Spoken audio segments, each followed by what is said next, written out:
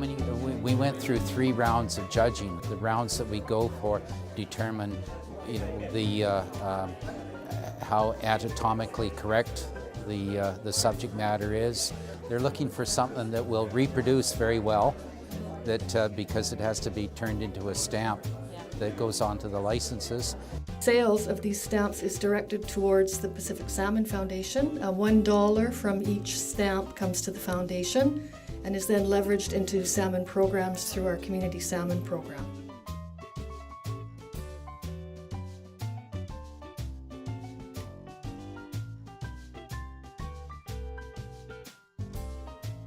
So this year was a very tight competition.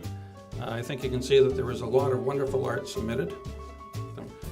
The third place this year is the 5th entry, and that. Second place is number 9, and this is, I think, a Mark Hobson. And first place this year is at the far end. Bill Muncie is the winner, and this is one of a few winners for Bill. And it is called River Run.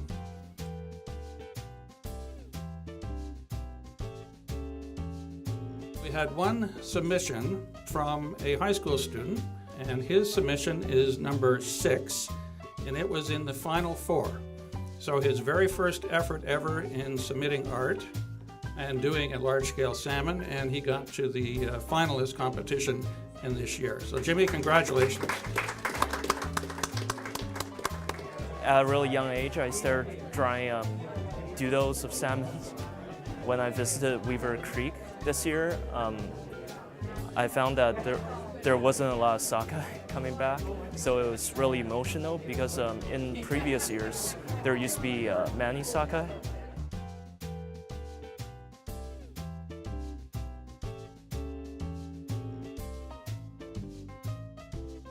So now, as people know, one of the things that Salmon Foundation is doing is the stamp is sold for $6 for each stamp.